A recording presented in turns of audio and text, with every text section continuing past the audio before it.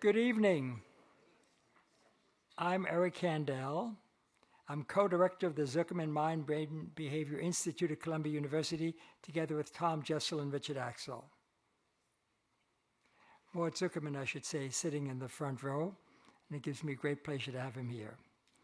I have the pleasure of welcoming all of you tonight, both the faculty and friends of the Zuckerman Institute, as well as our guests who have shown a special interest in the conversation we're launching this evening on brain science and creativity in art.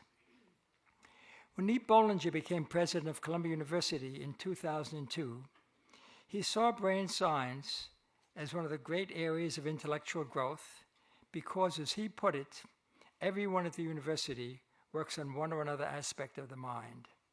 His vision was to bring together scholars from different disciplines to engage in conversations with one another and to advance our understanding of human behavior. The Zuckerman Mind Brain Behavior Institute has exemplified President Bollinger's idea by initiating an artist in residence program designed to spark a series of interdisciplinary conversations about art, creativity, and brain science. We're particularly indebted to the Dana Foundation and its president, Ed Rover, who is here tonight, for their generous sponsoring of these conversations. Let me begin by introducing first Jeff Koons and Ann Temkin, and then we will engage in conversations. I will first introduce Jeff Koons. After he completes his remark, I will introduce Ann Temkin.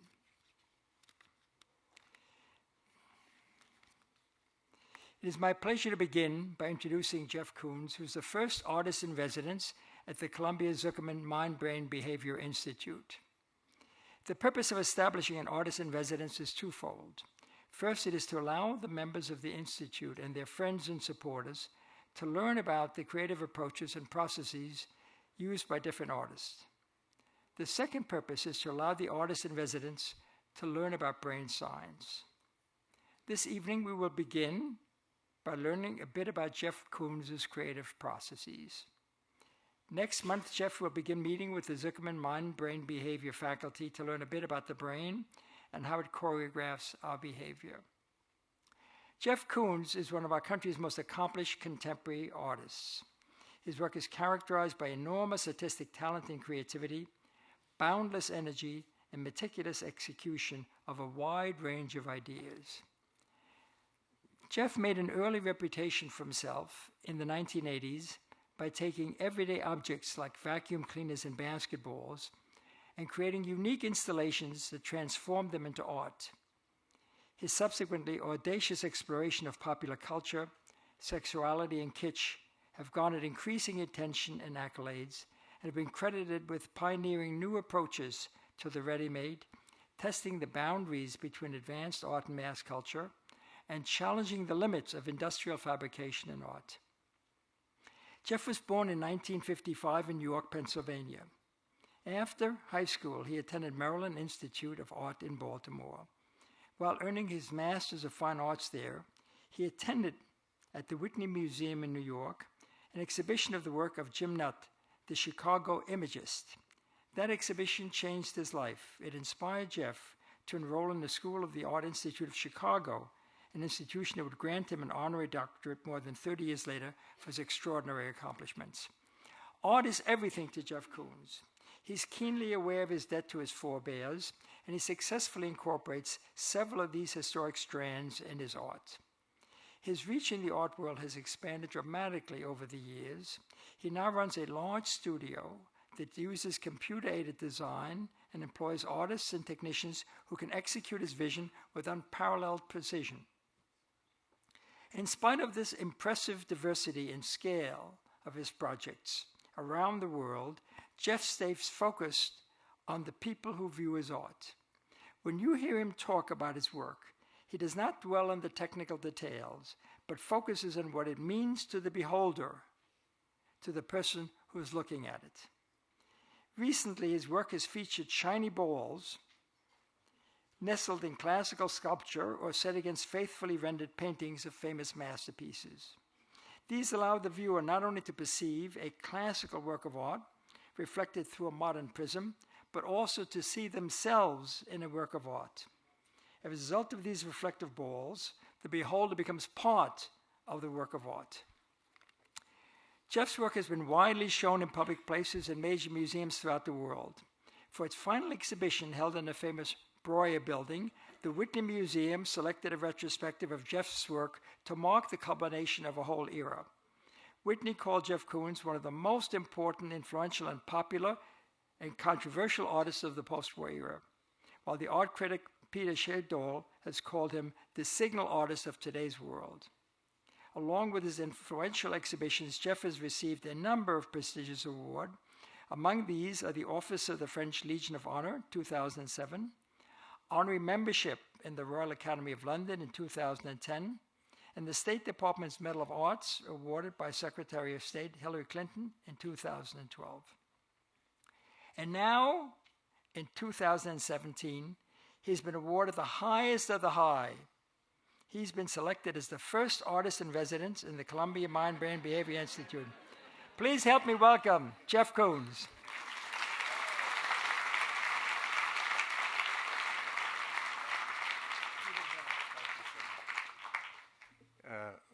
Thank you so much. It's really such an honor to be here.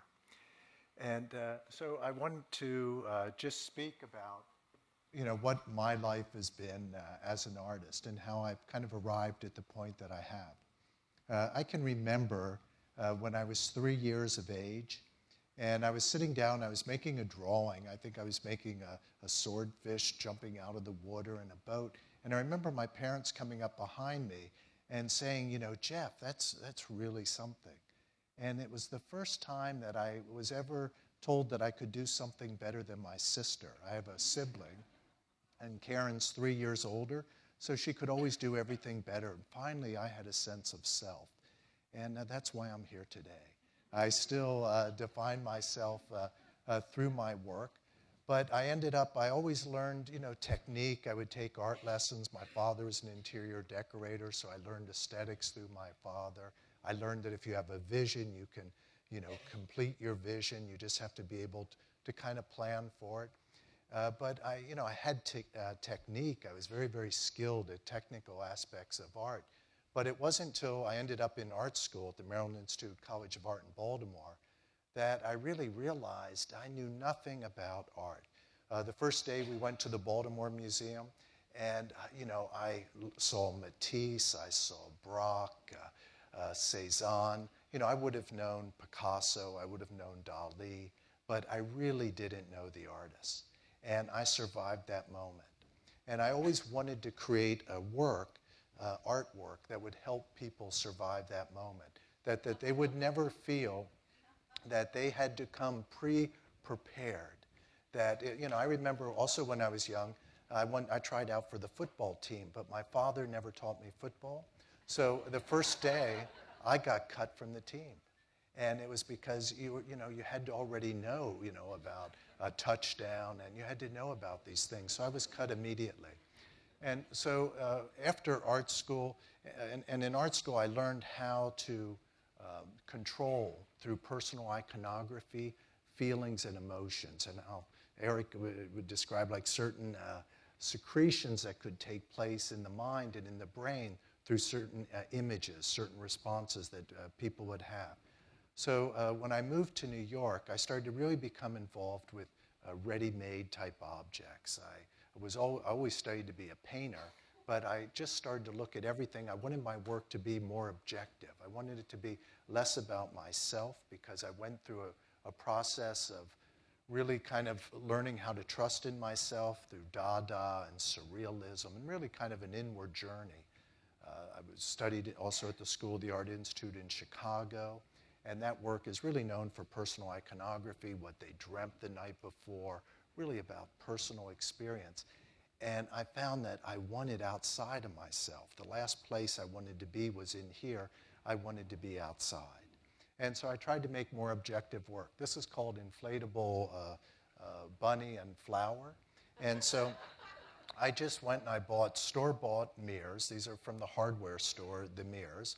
And I placed them down. I also purchased 2 inflatables, a bunny and the flower. But when you walk around the piece, the abstraction is so intense because you're participating in it. If you don't move, nothing happens. But if you move, you can understand and feel the emotion. It's heightened the abstraction, both the reflection of the bunny and the flower. And of course, they're anthropomorphic. We're breathing machines. We fill up with air. We have life energy. These are inflatables, so they're inflated, and they're really anthropomorphic for us. This is another early work. This would have been 1976 in New York, 77.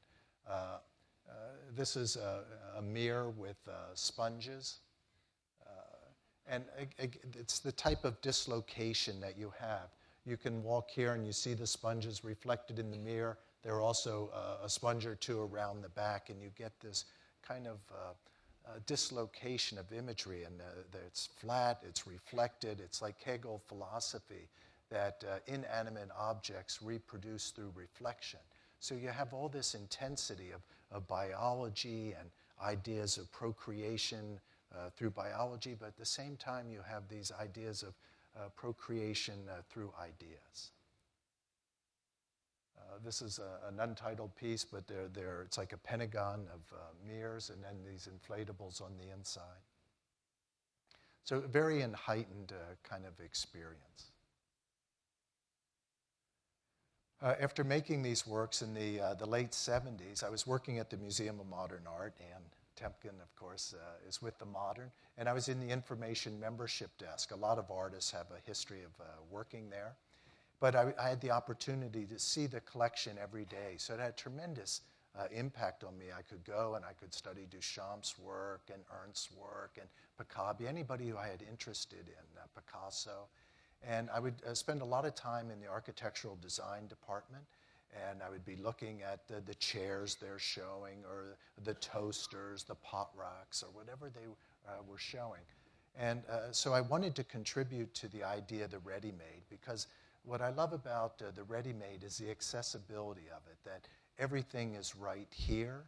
And it's about, like Duchamp would talk about indifference, of choosing an object to bring it into his kind of body of work, a sense of indifference. I've been really dealing with acceptance, that everything's perfect. Everything's perfect in its own being. And so when I chose these ready-mades, it was about their newness, that they were brand new. And I thought this would be something new to bring to the ready-made, this sense of integrity of birth, that this kind of glowing of their potential. And so I would just buy a vacuum cleaner. It's brand new. I created these plexiglass acrylic cases, were kind of very industrial light, and would let them just display their newness. Now, in an art historical situation, you could look at this as a sense of eternal, because we're dealing with the eternal. It's kind of like in early Christian art or something, like an eternal virgin. This is a double-decker.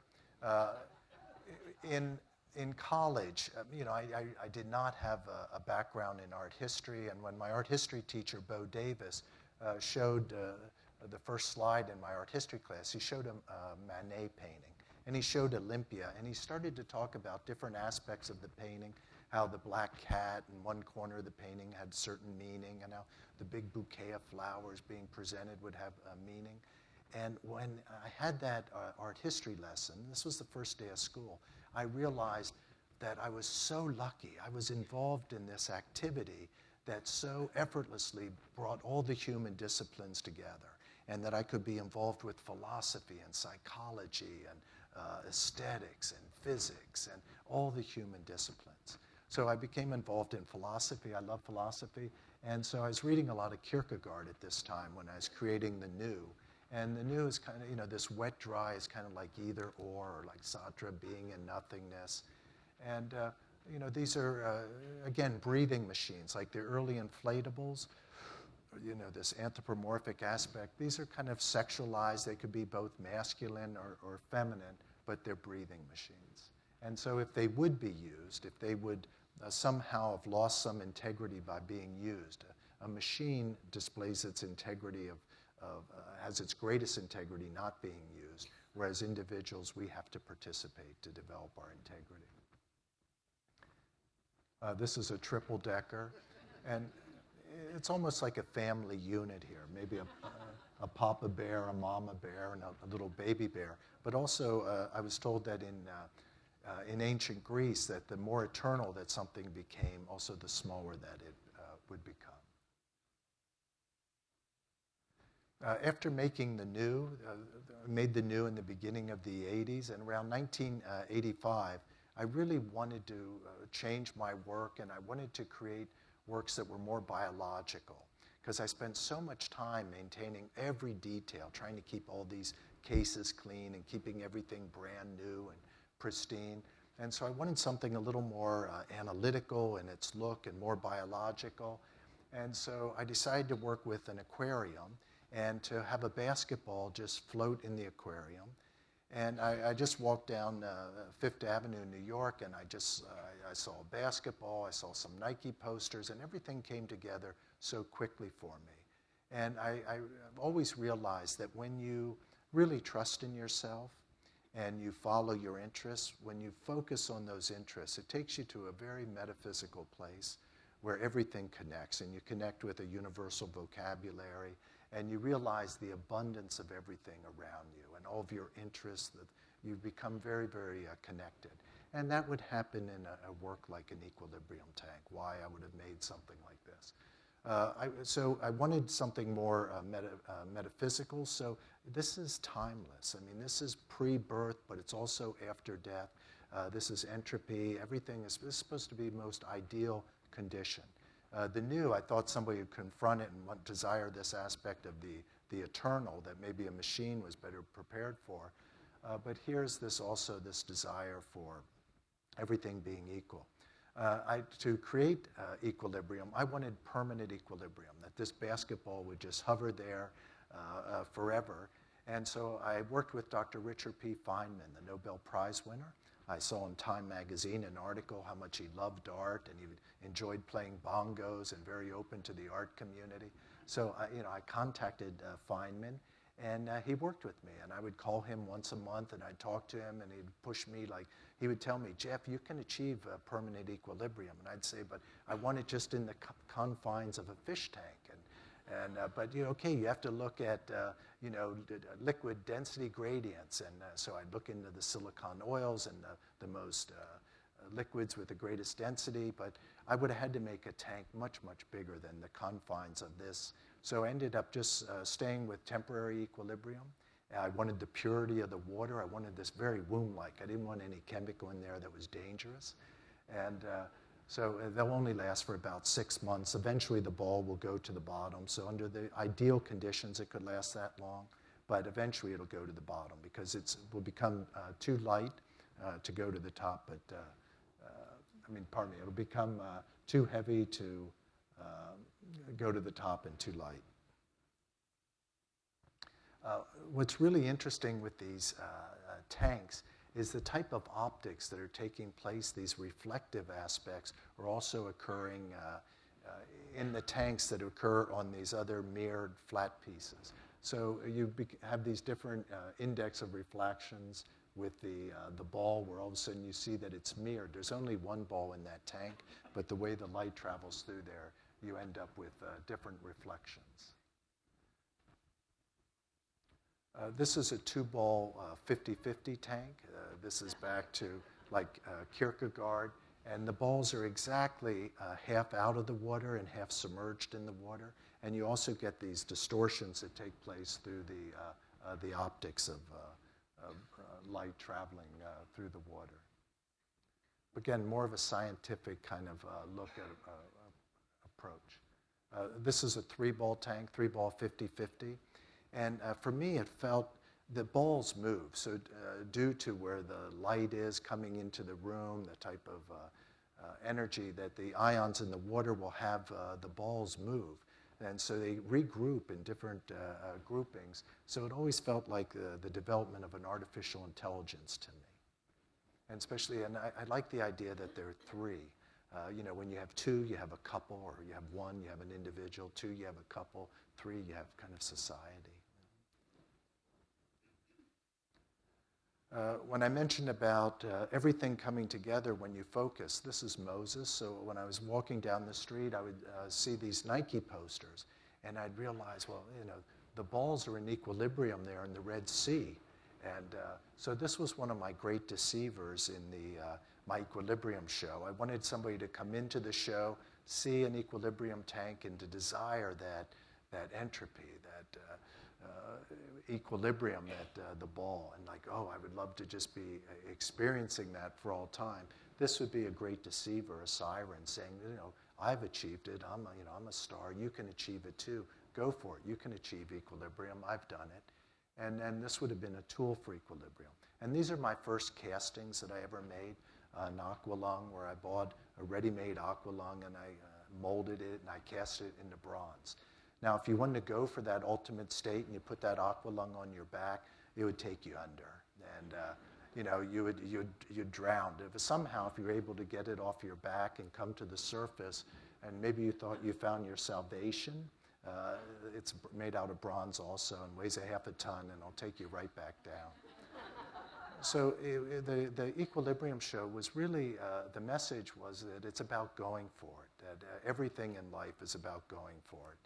And so it's like, going for kind of the permanent equilibrium. It's really about just trying to achieve it. It's about artists trying to make art. That it's not about an end goal. It's about the process of continuing to try to become.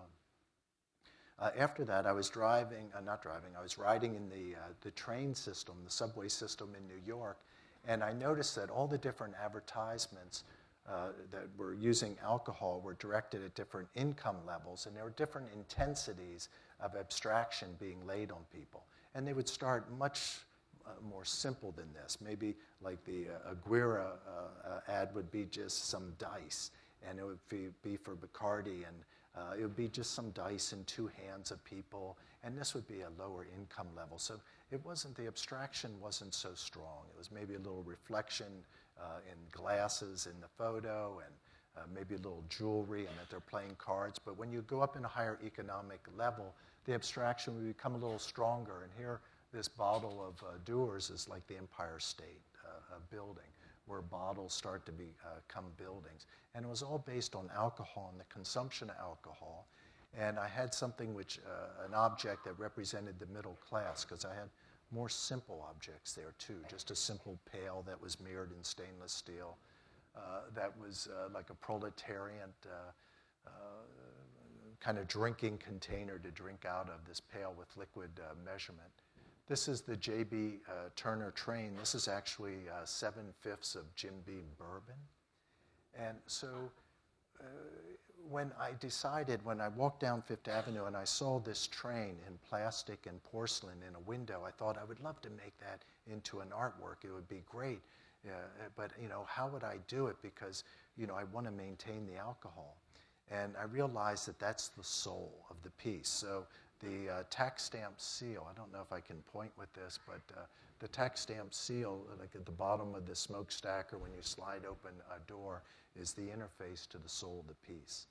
And it was the first time working with stainless steel. I wanted a material that would be intoxicating, like how somebody that desired alcohol and this type of degradation setting in would feel, and like the room's kind of upside down and reflected into things. And but it also turned out it's the only material that keeps the alcohol good, and what they use in all the plants. So this again is back to when you really just follow your interests and focus on your interests, it takes you to this metaphysical place where everything connects, and you realize the abundance of the information. We would go up in economic levels in different ads, and this would be an object that was in the Luxury and Degradation show also. This is the Baccarat crystal. This was the highest that I went up in the economic level. Working with stainless steel, a proletariat material. This is not platinum. This isn't silver, but you could melt it down and make spoons and eat off of it. But it's the Baccarat crystal, and the advertising, the highest level was $45,000 and plus. And the degradation, the level of abstraction is stronger, where somebody's already becoming disconnected from society, where they just, thinking stay in tonight, and it's just a wave of liquor. They're just completely dislocated.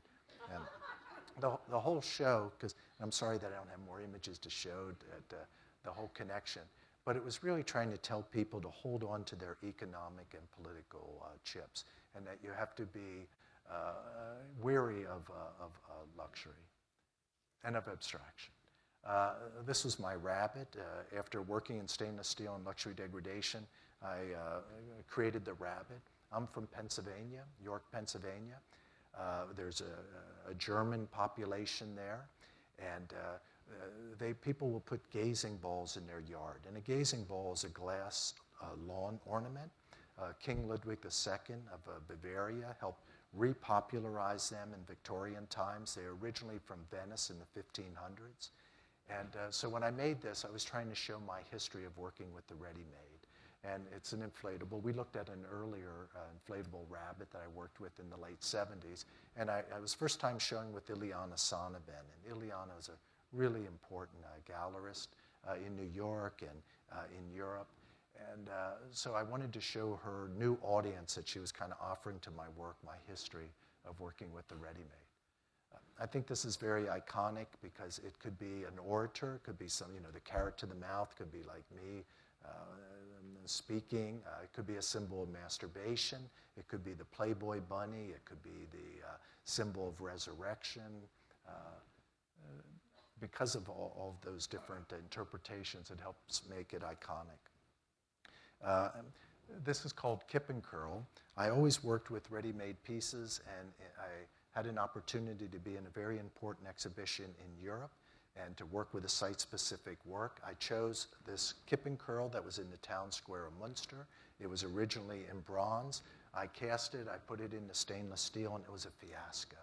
And all the integrity, every little nuance and detail of the original that I do, everything to maintain, I couldn't. I mean, the arms were too short, the legs were bent, the ear of the rabbit was gone. It was a fiasco in the casting. And so I had the decision either to pull out of this very important exhibition or give it radical plastic surgery. I chose the radical plastic surgery, and it freed me. And I realized that what I didn't care about all the details of all these objects I was working about, that the viewer was the ready-made, and I cared about them.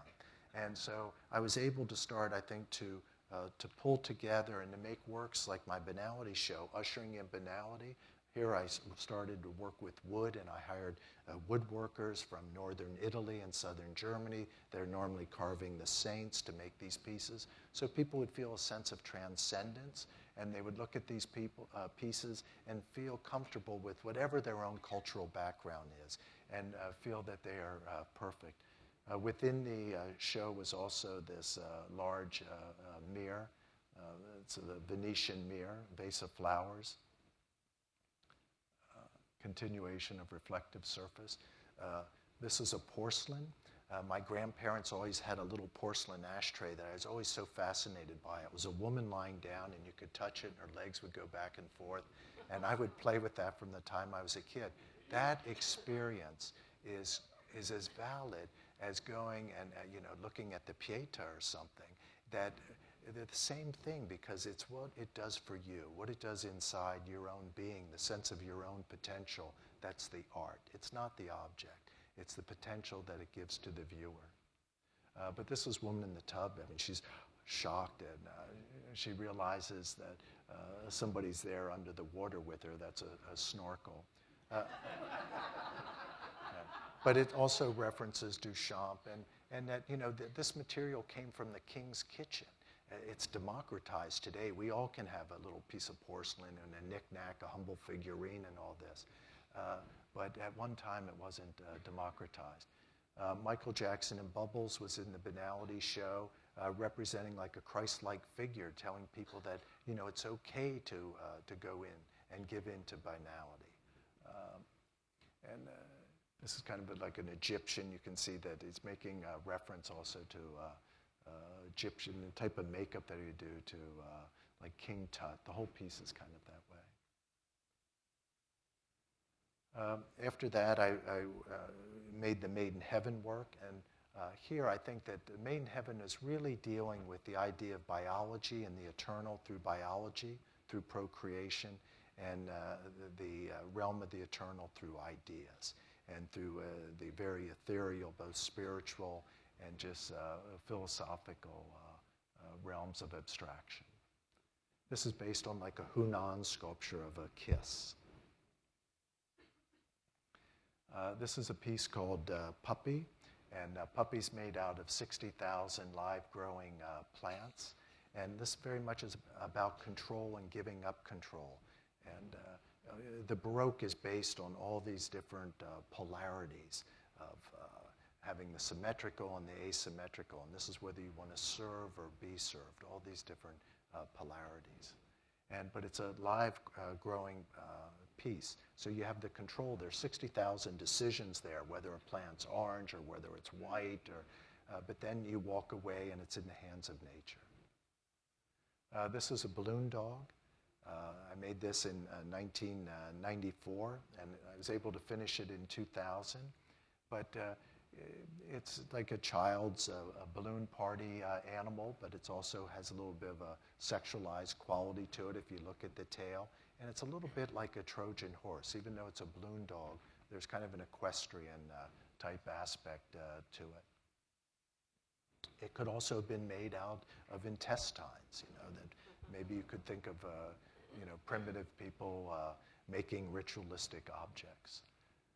I always thought that this was kind of like had a psychological aspect to it. This is Play-Doh, and it's just a mound of Play-Doh. My one son, Ludwig, made a mound of Play-Doh, and he said, Dad, and I turned and looked, and he had the mound of Play-Doh right here, and he went, voila!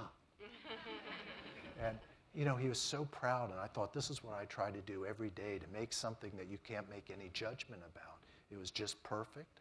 And so I went back to my studio, and I made mounds of Play-Doh. So this is made out of aluminum, but has a very kind of Freudian aspect to it, because it's just kind of like a mound. It could be feces, or at the same time, it could be very much like a de Kooning piece. And I think it kind of represents an aspect of the 20th century, visually. These are three different balloon animals. The swan, over here, the blue one. I saw a balloon artist on the street in Santa Monica, and he made a swan, and I thought, I made the balloon dog, and maybe it'd be nice to make this. And when I finally blew up the balloons and I scanned them and looked at it in the computer, I really had an epiphany. And it was the first time that it was like, oh my gosh. And I looked at this straight on, and it was like a totem. And it was so primitive and like this ritualistic object that a community would kind of maybe go around. But I think that these pieces play with that aspect, that they are tied to the ancient. They're reflective, they reflect you, that's the right here, the right now, and at the same time they connect you to the eternal. This is Moon. This is like a half of a Celebration balloon. This is from the Celebration series. This is a lobster. This is an aluminum sculpture. I return, after making the kip and curl, and I make my Banality work, nothing was a ready-made anymore. All those pieces, I just make these things. And then I return to working with ready-mades again with my Popeye series. This is called Dog Pool Panties. It's a dog pool, but I have this photograph of a woman with stretching her panties there. But it's on this shape that kind of reminds you of the Duchamp standard stoppages. And the dog pool, it's masculine, it's kind of bold, it has its tail in the back, but at the same time, the whole center is feminine. And I've always enjoyed incorporating both the masculine and the feminine together. It's very strong in most of my works. This is called Dolphin, and it feels like a ritualistic piece. I could imagine people wanting to gather around this like a hearth. And the pot rack underneath it's a little bit reminiscent of Duchamp's The Bachelors from the large glass. This is a piece called Hawk Organ. This is a working organ. It's very, very loud. It's louder than a helicopter. It's, when guardian gods present themselves, they make a lot of noise. And I made a body of work called Hawk Elvis that brings both Eastern and Western images together using the hawk. This is a CAT scan of showing how when I make my different objects, I white light scan them, but I also CAT scan them so that I'm able to get all the detail there. and so that I don't have to waste time in trying to recreate things and make things that are more subjective than what objectively is really happening there. So this is a knot in one of my balloon pieces. It comes from around the head there. This is called Balloon Venus. It's making a reference to the Venus of Willendorf. But what I really love about this piece is, she's a symbol of fertility. She has very large breasts and a very large fertile stomach. But if you look at her and then you start to just let your mind wander a little bit, those breasts could become testicles, and the stomach could become a phallus, and she could be just going right back in on herself. So it can procreate on its own. This is an antiquity painting. I think this is called Antiquity 3. My paintings have many, many layers, and there are different layers of references because I love connectivity and making different references to things. The line drawing is a drawing that is a reference to Courbet's Origins of the World, but it's also a reference to a line drawing that Muhammad Ali made for me one time. And we signed these books project together, and 3 times when I'd opened the lid of these pages that I was to sign, he had drawings for me. And he made a drawing very similar of this to me, of a boat on the water. And then I have this woman, that's Gretchen Mol, the actress. I photographed her on this dolphin with a balloon monkey. It's like Eros, so it's like Aphrodite with Eros. And then I have some kind of ancient Greek sculptures in the background. I have Aphrodite, Pan, and Eros, and the Pompeii Venus, the Getty Venus. And the background's a painting I found on the street. It's a reference to Courbet. The cloth on the inside that you can look through is, it's making a reference to Salvador Dali's last painting, The Swallow's Tail. And Salvador Dali was making a reference to the painting in the, it's this image, my gosh, and I'm trying to remember the painting, Venus Rising, Raphael Peale. And so Dali was referencing that painting, Venus Rising, in his last work. And so it goes from that time back through into all these different references of artists. This is a metallic Venus, a sculpture, and it's making reference to Praxiteles. And this also incorporates a live plant. All these pieces are completely reflective. And so when you walk around it, it reflects you. This is Pluto Proserpina. It incorporates also live plants. This is in Palazzo Signorina in Florence. This is my ballerina. And there are very, very simple things that can happen. This ballerina, seated ballerina, is completely reflective, but it uses gradations like you'll see in Meissen porcelain. So her hands will be a little darker from here to here, then they'll lighten into another color, and then around the elbows will be a darker around the knees. These gradations are another way of depicting time. And again, these pieces work very metaphysically. When a sun rises and sets, that creates a gradation. And any form of gradation makes reference to time. I find these pieces really exciting. All my new work are using these type of gradations. Am I going on too long right now? Because I hope I'm going to speed up, but this is a gazing ball sculpture. It's a plaster cast of a mailbox. It comes from a rural mailbox that I saw, but it's made out of plaster with a gazing ball on top. And to me, it kind of symbolizes like a young person wanting transcendence. You know, they're all revved up. They want more out of life. And it's kind of like a sexual energy. There's also kind of a sense of obsolescence there. I mean, the U.S. mail is kind of obsolete today. The paint bucket that's filled with, it looks like concrete or something, that's the base of the mailbox, is obsolete. At one time, it filled paint or something. This is now, you know, we go from an individual to kind of a sense of a larger community, to a family, maybe somebody having an aspect of their own family, their own community. This is a row of mailboxes. So this is more now a little larger group of people, maybe having a dialogue about transcendence and becoming. And, you know, I went through from these utilitarian objects, mailboxes, different things, to classical sculptures, to the largest one is the Farnese Hercules. And this could be like this whole room of people right now having a discussion on transcendence and becoming. It's a whole community of, because there's so many, history of so many different references and interactions and meanings within a work like this. This is one of my gazing ball paintings. This is Luncheon on the Grass, Manet. And a gazing ball painting, I make really exacting images of the artist's work that I chose to use, but it's not to make a copy. These are original works in themselves, but it's to be able to make reference to the idea of Manet and the idea of this painting. And you know, you reflect it in the ball, so you are affirmed immediately. You're affirmed, and then the painting's reflected into the ball, and you enter into the painting. And you're able to enter into Manet and the people that Manet loved, and Manet referencing Giorgione, and referencing Titian, and referencing Ramboldi's drawing of Raphael of the Judgment of Paris.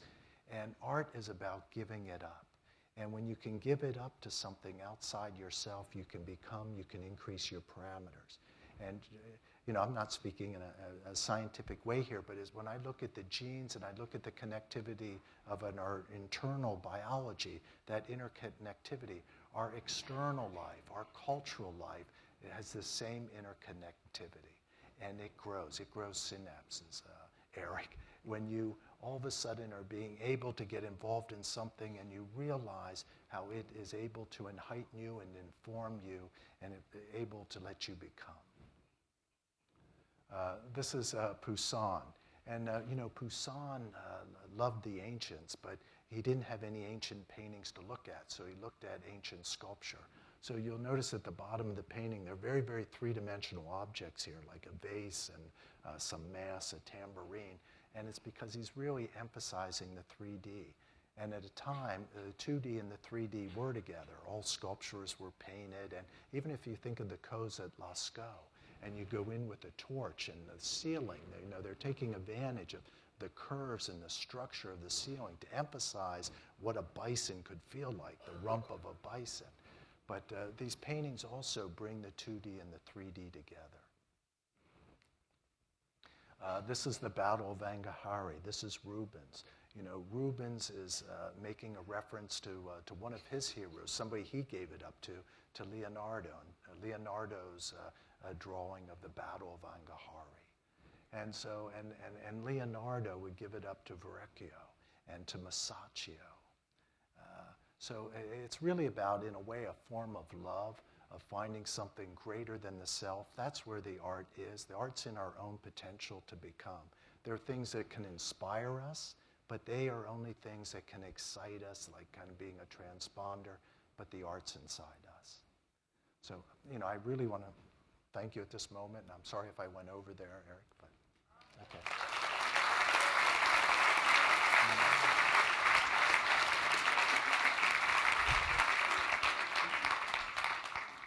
Thank you, Jeff. That was wonderful. Gives us a lot to talk about. I next have the privilege of introducing Ann Temkin. Ann Temkin is to the world of curation what Jeff Koons is to the art of creation. She is currently the Marie-Josée and Henry Kravis Chief Curator of Painting and Sculpture in the Museum of Modern Art in New York. This curatorial position is considered to be the most prestigious in the field of modern art. Her deep knowledge of art history, her sensitivity to the genius of individual artists is unparalleled in her field. In her hands, curation is a creative art in its own right. As we see in Jeff Koons' work, art gains its power only through engagement with the viewer. Curators are the individuals who put great works of art before us. By selecting from a universe of artistic possibilities, the curator enables the viewer to see the essence of an artist, of an artistic movement, or a humanistic theme in a wholly new light. Ann's curation of the Picasso sculpture exhibition at MoMA last year is just one example of her profound achievement in this regard. Museum goers were enthralled and critics praised her work with phrases like once in a lifetime, a dumbfounding triumph that unearthed a new Picasso. Roberta Smith of the New York Times put it best. Many exhibitions are good, some are great, and a very few are tantamount to works of art in their own right, for their clarity, lyricism, and accumulative wisdom. The Museum of Modern Art's staggering Picasso sculpture is in the third category. As the Picasso sculpture exhibition illustrates, Ann Temkin has devoted her life to communicating and embodying the brilliance of artistic creation. Those who make art, and those of us who love art, are indebted to her for continually revitalizing modern art in our time. Ann attended Harvard College as an undergraduate, went on to earn a PhD in art history from Yale in 1984. In that same year, 1984, Ann joined the Department of Painting and Sculpture at MoMA as a curatorial assistant. In 1987, she left MoMA and joined the Philadelphia Museum of Art, first as an assistant curator, and then in 1990 as the Mural and Philip Berman Curator of Modern and Contemporary Art. In the Philadelphia Museum, Ann worked on several important exhibitions, including Thinking is Form, the drawings of Joseph Beuys, and retrospectives of Constantine Brancusi, Alice Neal, and Barnett Newman. For Museum Studies series, Ann also commissioned new work by artists such as Sherry Levine and Richard Hamilton. In 2003, Ann returned to MoMA as a curator of painting and sculpture, and in 2008, Ann was named Marie-Josée and Henry Kravis Chief Curator of Painting and Sculpture. In 2003, when Ann was recruited back to MoMA, it had just undergone a significant expansion. It had added 50,000 square feet of new gallery space and was beginning to rethink how best to represent modern art through its unique collection. To meet this challenge, Ann focused on the acquisition program and advanced it in two directions. First, she strengthened a collection of iconic works by adding works by those artists already well represented in MoMA. And second, she expanded the canon by adding new artists not previously represented in the museum. She and her colleagues now focus on artists outside the United States and Western Europe, as well as on women artists and artists of African descent. Ann and her colleagues have also worked to transform the viewer's experience in art by freely integrating painting, sculpture, prints, drawing, and videos in their exhibitions. In addition to the Picasso sculpture exhibition, Ann has been responsible for curating or co-curating many other important exhibitions, including Color Chart, Reinventing Color 1950 to Today, Gabriel Orozco, Abstract Expressionist New York, Jasper John Regrets, and Robert Gober, The Heart is Not a Metaphor. As a result of her extraordinary contributions to the world of art curation, Ann has received numerous honors, including the Visionary Woman Award from Moore College of Art and Design in 2010 and Honorary Fellowship from NYU in 2012. In Ann Temkin and Jeff Koons, we've brought together two of the most important people in modern art. Please welcome Ann Temkin.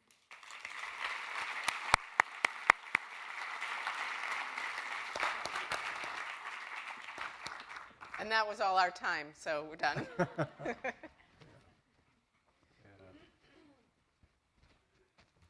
Thank you, Eric, very much. Thank you, Jeff, for an incredible talk. Sorry I went over. Hey, it makes life simpler for us, right?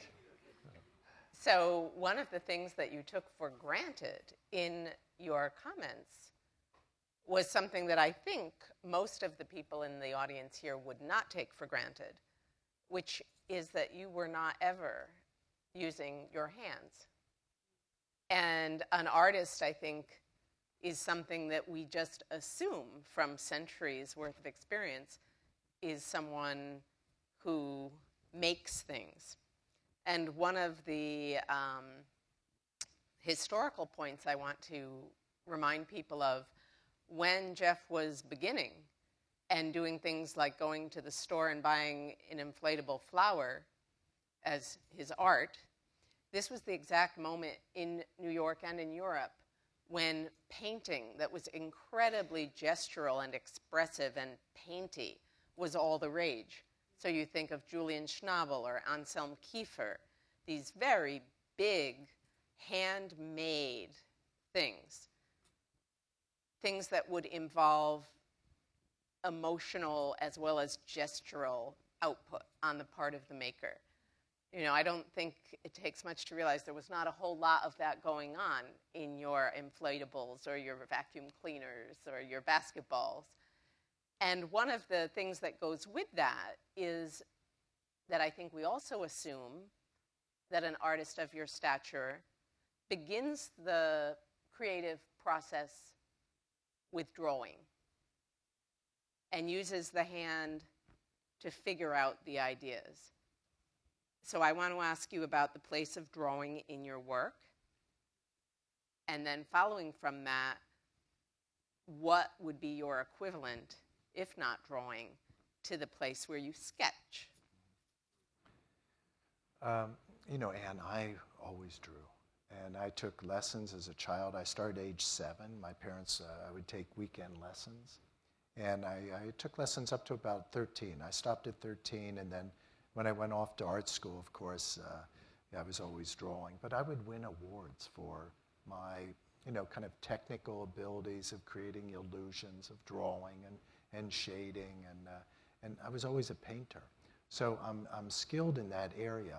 But I think what happened, when I was home one time working, you know, during the summer, I worked in a machine shop, and my hand slipped off building this big wench. And, you know, I hit my hand here, and I remember they didn't get all of the grease out of there. And I said to the doctor, oh, am I going to be all right? And he said, well, you're going to be fine. Maybe you get a little arthritis when you're older. And so I thought about that, but I was also intrigued where I became very involved with Duchamp's work, but I didn't want to have to rely on this. I just wanted to be able to use my mind and feel as though that I could create these things. And, you know, I did make those vacuum cleaner pieces myself. I'd make them up in the attic of this place I had down on Maiden Lane. I would have people manufacture the stands for the aquariums and to make the aquariums, but I would sand them and I would paint them. So I was very, very involved. I would draw, I would make plans, precise measurements. But it had to do about, I wanted to remove myself, that being involved physically would be too much that I could lose control of it. And if I wanted to make a duck and I started to work on it, I could end up with a deer instead. Where that if I had distance, I felt as though I could make the duck. And so it became this, this thing of kind of avoiding the body in a way, of being able to achieve the initial goal. Yeah. But today I use computers. I mean, I always am making doodles and drawings, and but I use computers to do things, to size things. Starting to use VR to be able to size things for scale. And you know, I use technology not because my work will be new if I work with new technology. I use it as a tool. But when you're thinking up an idea and visualizing an idea, it comes to you in some fashion rather than a trial and error kind of evolving of one. Is that fair to say that was true early on and is still true today? Well, yeah, I don't have the luxury of the trial and error because of the cost to make the things. So I really have to think about things, and I really have to pre-edit. And so I do. So generally what I start today, I've thought about for 2 years already. And it's been on the back burner. And you know, I'll get more seriously involved with it, and I'll get more committed to the idea. But generally it's this process of, you know, really letting something, you know, kind of percolate a little bit. And then that also struck me, because your work is extremely accessible on many levels, but it's not a strain for a viewer looking at one of your creations to have their own interpretation of what it's about. And yet the amount of thought that you put into it is enormous, and the amount of planning that goes into it.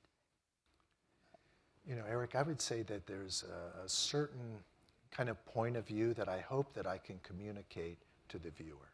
And, you know, I know that that doesn't always happen. When that doesn't happen, then sometimes I like to, you know, I feel bad because, you know, I feel like I lost somebody. And I want people to open up, and I think that if people do open up to the experience, that at least I'll be able to take them to a certain place. Then you said that to me once before. The viewer gets there on his own at the end, but you want to bring him to a certain point in the road of perception. That's right. And I feel responsible for that. And I try to, through using everything that I've learned about personal iconography, all these different intuitive tools, I try to use. I try to use all the knowledge that I have of perception and everything to get a person to that point. What I'm really trying to communicate to the viewer is that they're perfect, and that everything about them is perfect, and that all the perception, everything is about them. All the detail that I will spend in manufacturing an object or doing anything like that is to try to show the viewer, to communicate trust. They talk about Steve Jobs, the way he makes the iPhone or inside the computer. It is a very similar situation of trying to communicate trust to people. One thing that was very interesting in our evolving friendship is you once asked me to see one of your exhibitions, and you had classic sculpture that you've created, and each of them was carrying a shining ball. And we looked at the sculpture, you saw a great work of art. When you looked at the ball, you saw yourself. So since I've been interested in Beholder Share, I wrote you an email saying, my God, the beholder becomes part of a work of art, which is really a very interesting experience. Absolutely. Anne may know the story, but I was really, I really wanted to find a psychiatrist, somebody involved with the mind, to write about my work. And so I contacted Eric, but Eric wasn't able to. But he told me that if you have an exhibition sometime, let me know. And so eventually I did have an exhibition, and so I contacted Eric, and I asked him, if he'd get a chance to go down to Chelsea to look at. I had 2 exhibitions going on, one at the Werner Gallery, one at Gagosian, and they were incorporating gazing balls. And Eric said, look, I'm going to be able to come down with my wife, Denise, this weekend. And so I wasn't able to meet him because I had to be out of town that weekend, but I received a text from him. And the text came over and it said, Jeff, I saw your exhibitions. And, so it was, I remember saying to my wife, Eric, he went and he saw my show. And so I'm happy, but he didn't really say too much. And then I guess it was about an hour later, I got another text. And it said, Jeff, I saw your exhibitions today, and I'm blown away. You really have contributed to the Beholder Share. And that was really fantastic. It was really wonderful. And I felt at least somebody got that body of work. No, but it was really nice. And then to be able, Eric was able to share some of the art history as far as the context of some of the points of view, Alois Rigo, of the development of the Beholder Share and things that, yes, I've been doing and incorporating in my work, but to be able to put it within an art history kind of framework. One of the things that came out clearly tonight in your slides and your remarks was a very strong emphasis on childhood.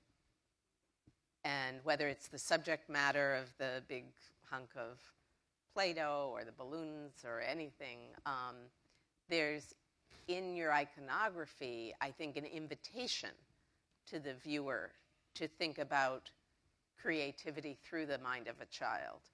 And is that a deliberate thing, or is that, talk a little bit about why you want to place childhood so centrally in the work as you present it?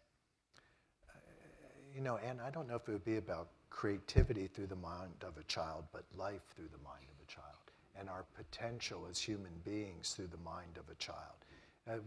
Children don't make judgments. I mean, they're open to everything. They love the color blue. They love it the same as they love pink and green, and they're open to absolutely everything. So this aspect of the removal of judgments and a sense of future and possibility and energy and just openness to the world. One of the things that strikes me about you is how much you feel beholden to the history of art that preceded you, and how often you incorporate earlier artistic achievements into your work. Do you want to comment on that? Well, you know, I love things outside myself. I mean, the last thing I would want to be doing is, you know, kind of painting the dream that I had last night. And just, you know, being involved in this internal world. And so, you know, I become lost and I become amazed by other artworks and other things. It's not just art, there are other objects, they're just things that I come across in daily life. And I try to keep everything in play. I don't make any judgment about anything. I think everything's perfect in its own being. You may find things having different levels of significance at different times.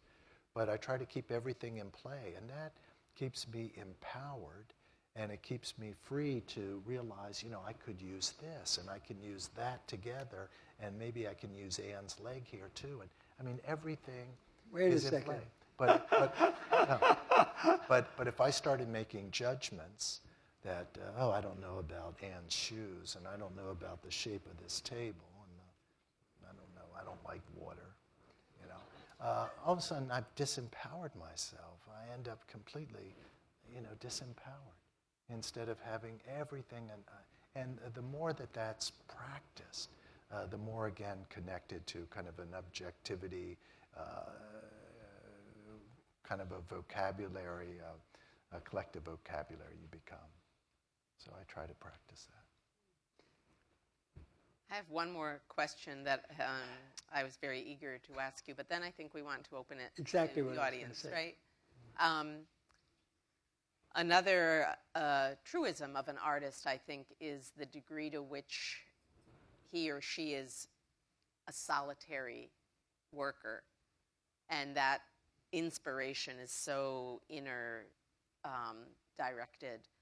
But in your practice, especially, although it's true of many artists, despite the cliche, you have an incredible number of people to whom you have to communicate clearly your ideas.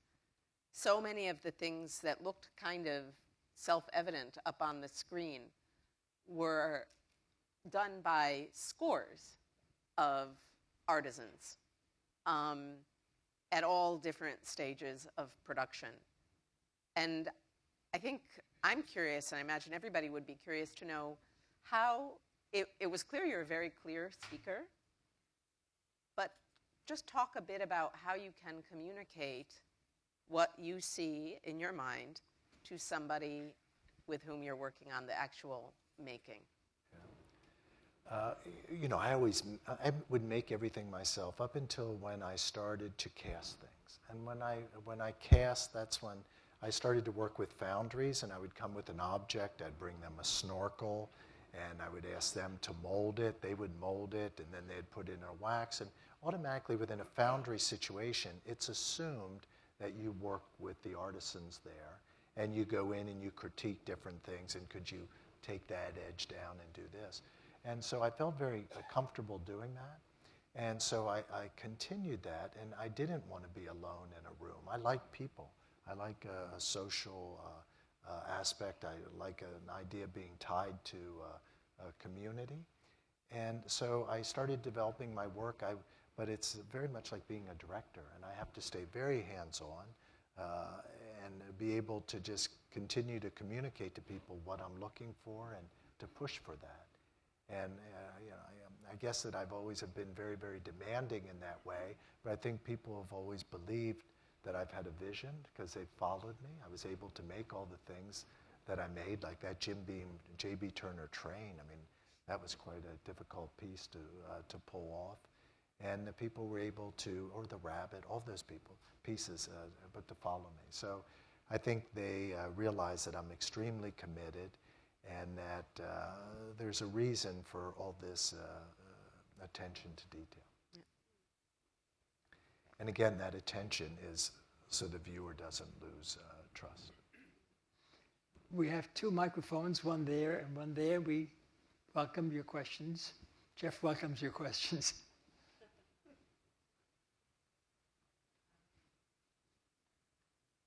Anyone? Sir, Yep. please. Did you want to ask a question? Please walk up to the microphone.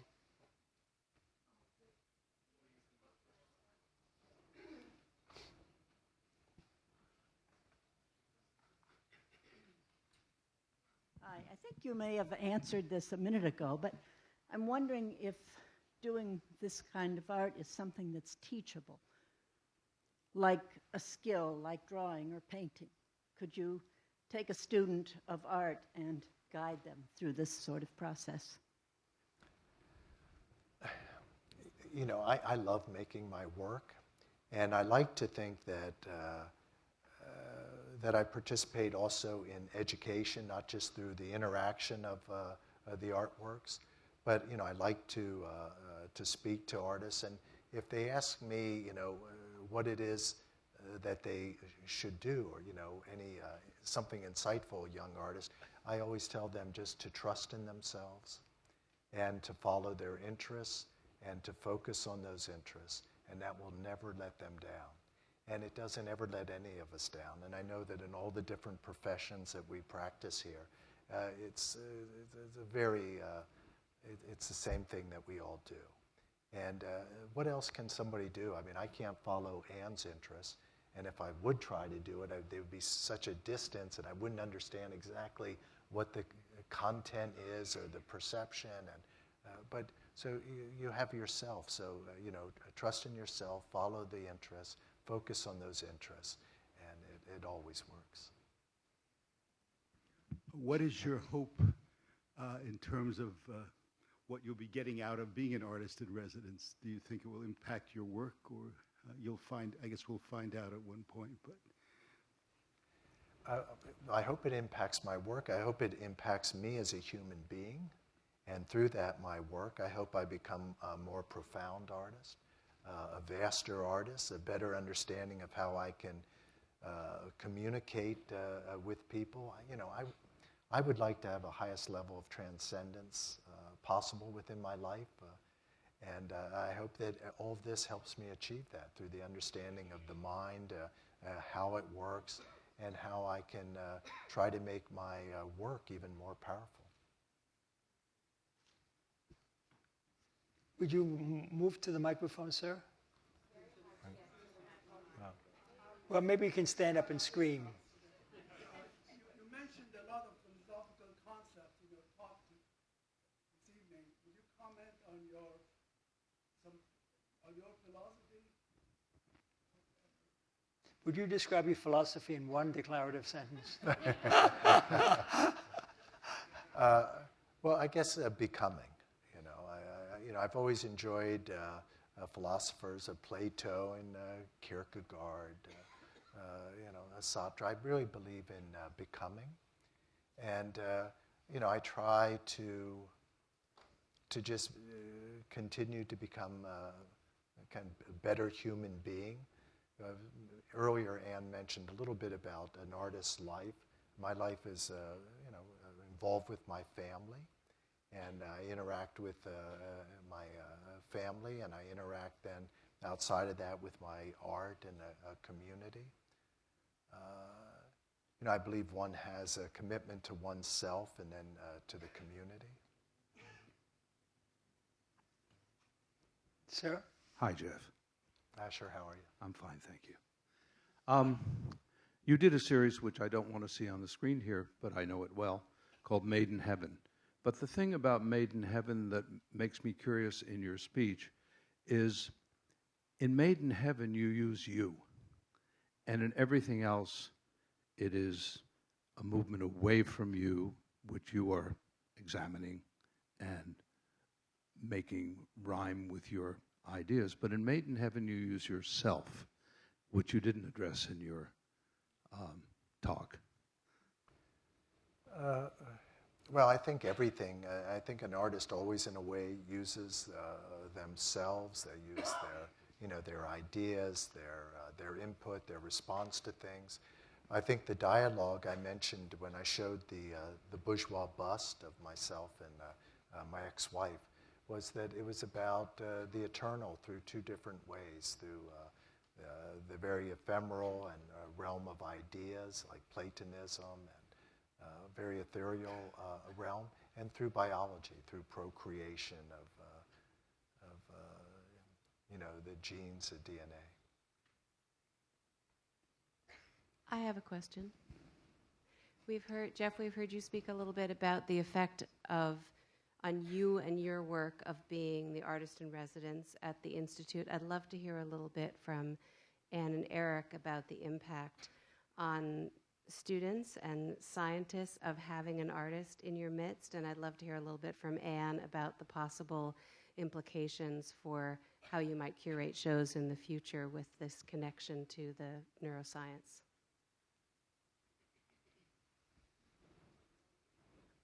Shall I begin or do you want to begin?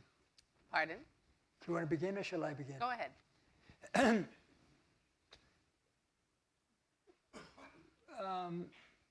We think it would be very important to see to what degree one can bridge between art, music, and brain science. And as a result, it would be very worthwhile to have outstanding musicians, composers, artists in residence, so we can learn a little bit about how they conceive of their work, their creative process, and they in turn can learn something about the brain. For example, with Jeff, he might be inspired by some aspect of brain biology and might incorporate that in some aspects of his art, which would be extremely interesting. So it was really to sort of open up the nature of the conversations that brain scientists normally have to bring additional components into it, and also to allow the artist exposure to what we do to see whether it influenced their art. So this is one of the key ideas behind it. And I think this is a perfect example. This is just the beginning. This is really the first, formal interaction we've had. So the next time we're getting together, I'm going to give a little introduction about what the brain is about, and then we're going to describe to him a series of experiments that are going on in which people are looking at how a viewer responds to abstract versus figurative art, and to get his thoughts about how meaningful those experiments are. And then he's going to meet, various faculty people and see what they do and have his reaction to that, and they in turn will ask him the kinds of questions you've been asking him. And we hope that he will evolve as we evolve as a result of this interaction. I think it's fair to say it's an experiment, right? If that's fair. Oh, absolutely. So the results of it can be predicted for me, from my point of view, of just always seeing whenever we have artists at work with us in the museum, which is going to be different from the Zuckerman Institute, it's always unexpected, right? It's when people who you don't normally talk to, you begin to be talking to. It's just always unexpected in the best way. No, it's wonderful. We hope something like that would emerge. I'm sorry. First of all, thank you so much for your time, Mr. Koons. You've obviously achieved such a high level of celebrity and kind of iconic nature, not only in the art world, but in the cultural world at large. And I'm curious, as a young emerging artist in art school now, what were some of the biggest obstacles or challenges that you encountered at the beginning of your career, or even throughout your career, since it's spanned from such a long range? I don't think that there were so many big challenges, because I really wanted to participate. And so I said yes to everything. And, I would think about things, but I would really try to say yes to everything. And I really believe that one of the reasons that I've had such a fantastic opportunity to have a platform and to be able to make my works and to share the works with people is just, I really, I wanted to be in a dialogue with other artists. I wanted to have a dialogue with Duchamp and Picasso and Magritte and Tish, and the whole way back, I just wanted to participate. And I think that other people sometimes, they think they want to participate, but actually they do so many things that create barriers for themselves. And I was just very, very enthusiastic and said yes. Yes. In terms of the science and creativity, are you going to be doing any functional MRIs on Jeff Koons, or is this all conversation? At the moment, it's all conversations. But are you volunteering to do the fMRIs on yourself to examine your creativity? Sure, why not?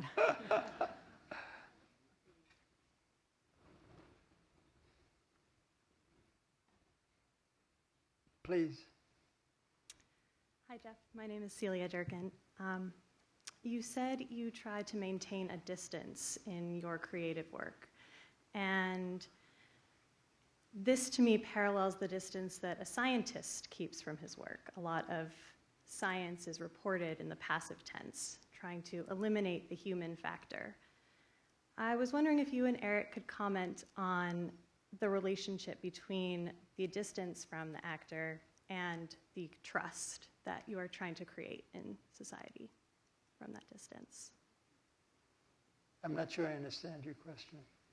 So, Jeff, you mentioned that in order to, you kept a distance from your work in order to breed trust. Is that true? I think that my work is very involved with intuitive layering. I mean, I'm really open. I listen to the things that I respond to. I collect the things that I respond to within my mind. Like, if I'm interested in something, I'll stay interested in that, and I keep letting these things kind of percolate. But it's an ongoing internal process. But then there's a certain distance in the fabrication of it, in the realization of it. There's kind of a distance where I'm not physically involved with it, for the fear that I'll be manipulated by the material, seduced by the material, get lost by the material, and then end up making something other than what my original intention was.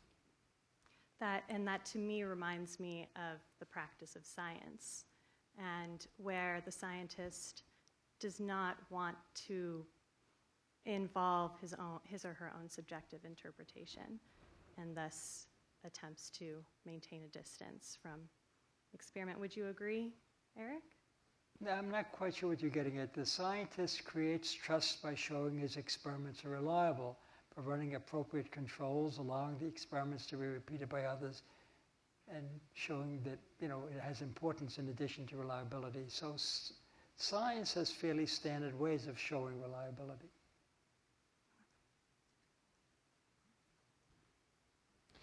I think there are different ways to get to these heightened states, and you can do it through gesture, you can do it through physicality, or you can do it through, you can do it through idea, and you can still get to a heightened place, something which is a sensational experience and presents a vaster opportunity for yourself, what you can envision for your own potential. Hi. In a lot of the process you described, and then later discussing here, you said you want to take the people halfway there. So you visualize something or you create something and you put it, and it's already with the expectation in you of what's going to happen. Did you ever experience that people then see it in different ways? Does the piece evolve with time? So if you describe the same piece today as you did versus 20 years back, since there's that last part that, or do you try to explain it to people post hoc, what you intended? I mean, what's the reaction? It seemed, when you said, this is what I intended, one can see it. But if you're not there to take the rest of the halfway. You know, if I would look back and maybe look at older articles from maybe the early 80s and different time period, what I would say about a work, a body of work, is the same thing that I say today. You know, there are different ways that I can look for the future of my work and have a perception of my work for the future. That, of course, is always ongoing. But the basic things that I said about the work then is what I'm saying here today. I'll confirm that. Yeah. And do people get it without explaining? I mean, does it ever evolve in a direction which is not what, that's more what I was. You know, I mean, I would like to say that more people maybe would get it, but I think that my work, for some reason, has an ability that some people will have one perception of it, other people will look at it a different way. But I think that part of that is whether people open themselves up to life experience or they don't. And, you know, I think that some people don't open themselves up, and they're looking for art not to be something that's they interact with and are really part of, but they're looking for something that has a hierarchy and they can stay quite closed and safe and not really open up the shell. It's interesting that you say that, because one would think that the art that causes the most interaction on the part of the individual would be abstract art, which leaves the most to the imagination. Your art is quite figurative, so it leaves things to imagination. Well, you put it once very clearly to me. You would like, you know that the end, the viewer is going to, you know, work it through by themselves, but you want to bring them a certain distance along the way with what you want to convey as a message. Yeah, and Eric, I think that my work does have a figurative base, but at the same time, I think it's very abstract too, and that you know, it also at the same time it's abstract and a conceptual level. I see what you mean. You and I would respond different to a baby bear, for example. Mm-hmm. I mean, even though it's quite figurative, what it means to me and what it means to you will be different. Mm-hmm. Mm-hmm. That's what you mean. Yeah. Yeah. I guess so. But I didn't mean that as a joke. I'm just saying that any object has different meanings to different people. But the type of I think that there is a sense of abstraction with my work. That it's you know, it's not just a figurative base. It uses aspect of figurative so that there's a familiarity. I think I want the viewer to be comfortable. I want them to be able to engage, and that everything can move along quickly. I want them to be comfortable so that this kind of experience happens. Now, I'm not sitting and laying this down in an analytical way that, oh, that's why I'm going to choose this piece. I'm just pulled to these things because they can kind of have this kind of vocabulary take place. Yeah, I mean, one of the things that has always struck me about your work is that it's accessible. You don't try to trick the viewer. You make it easy for him to approach the work of art. And then you expect them in that approach to bring individuality to it as well. We've been told that our time is up. I want to thank you very much, Jeff. I want to thank you, Ann. Thank you. Thank you.